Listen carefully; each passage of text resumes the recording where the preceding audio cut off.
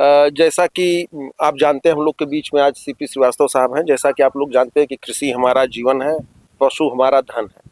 तो जो ये ग्लोबल वार्मिंग की बात की जा रही है, ये टेम्परेचर बढ़ने की बात की जा रही है, जलवायु परिवर्तन की बात की जा रही है, तो हमारे पशुओं का देखभाल कैसे किया जाए जिससे हमारा धन संरक्षित रह सके?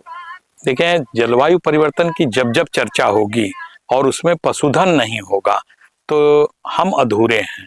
पशुधन का होना बहुत जरूरी है। अब आप देखें कि किसान भाई किस तरीके से अपने पशुओं को यहाँ रखे हुए हैं। गाय भी है, भैंस भी है, उनके बच्चे हैं।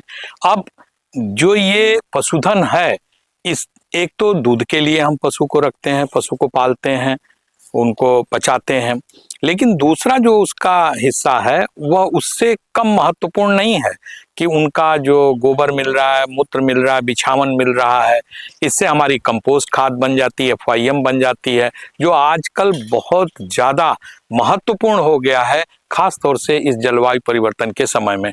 तो पशुधन को जरूर हम स्थान दें ताकि हम अपनी मिट्टी की उर्वरा शक्ति को बढ़ा सकें, वातावरण को शुद्ध रख सकें, और जो दूध है वह तो किसान की आर्थिक स्थिति को मजबूत करने के लिए बहुत ही महत्वपूर्ण है। आज दूध की कीमतें बढ़ती चली जा रही हैं, तो दूध का उत्पादन बढ़ाने के लिए हम इस तरह की व्यवस्था कर लें जिसमें उनके चारे की व्यवस्था हो, और साथ ही साथ जलवायु परिवर्तन से बचने के लिए उनके जितने भी उत्पाद हैं, चाहे गोबर हो, मूत्र हो, बिछावन हो, इन सब को हम अपने कंपोस्ट या FIM बना करके अपने खेतों में डालें। अब करना ये होगा कि हमको ध्यान देना होगा कि समय समय पर उनका वैक्सीनेशन हो, जिससे कि तमाम तरह की बीमारियों से उन बच जाए। तो 2 बार वैक्सीनेशन का अभियान चलाया जाता है। तो किसान भाई अलर्ट रहें कि जब अभियान चले तो बता करके अपने पशुओं को उस अभियान में सम्मिलित कर लें। उससे क्या होगा, खुरपका है, मुंह पका है, जो इस तरह की बीमारियां, उससे हमारे पशुधन बच जाते हैं, सुरक्षित हो जाते हैं। दूसरा जो महत्वपूर्ण भाग है उसमें चारे का प्रबंधन है।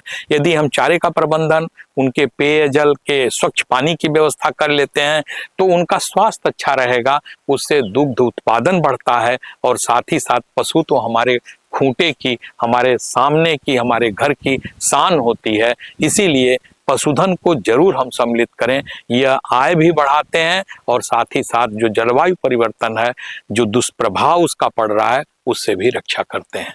जलवायु परिवर्तन के इस समय में जब बारिश हो रही तो बहुत बारिश हो रही, सर्दी आ रही बहुत सर्दी हो रही, गर्मी हो रही तो बहुत गर्मी हो रही, तो इससे बचने के लिए उनके रहने की व्यवस्था किस तरह से की जाए जिससे कि हमारे पशु हेल्दी रहें, बीमारी ना हो और उनका उत्पादन अच्छा निकले? बिल्कुल सही बात आपने कहा भैया। देखिए, पशु तो धन है, इनको हमें कहाँ पर रखना है, किस तरीके से उनको हम शेल्टर दें, तो खास ध्यान रखना है कि जब ज़्यादा गर्मी पड़ती है तो हम पहले बाग बगीचे होते थे, छायादार स्थान पे रखते थे, या उनको छायादार स्थान पे रखें जहाँ पे पानी की भी व्यवस्था हो, जिससे पानी के अभाव में कहीं उनको कोई दूसरी समस्याएं ना आ जाए स्वास्थ्य संबंधी। इसी तरीके से ठंड के दिनों में उनको ऐसे जगह शेल्टर हाउसेस बनाते हैं, ऐसे जगह पे बनाते हैं जिसको हम लोग बर्दवानी कहते हैं, उसमें उनको चारों तरफ से घेर करके, ताकि जो तापक्रम कम होता है तो उस समय में इनको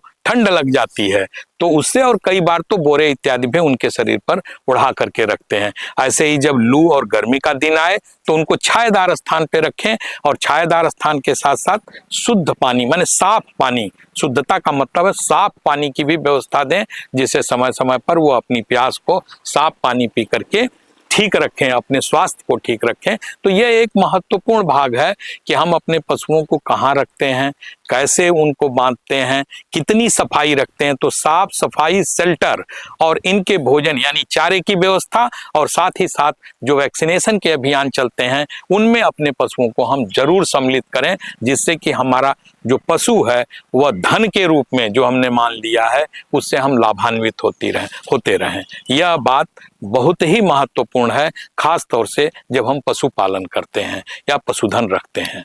बहुत अच्छी जानकारी दी। किसान भाई इसको अगर इसको वो करेंगे तो उनकी आमदनी भी बढ़ेगी और इसको जो जलवायु परिवर्तन का असर है वो जानवरों पे भी कम पड़ेगा। इसको सबको अपना बहुत अच्छी जानकारी दी। धन्यवाद।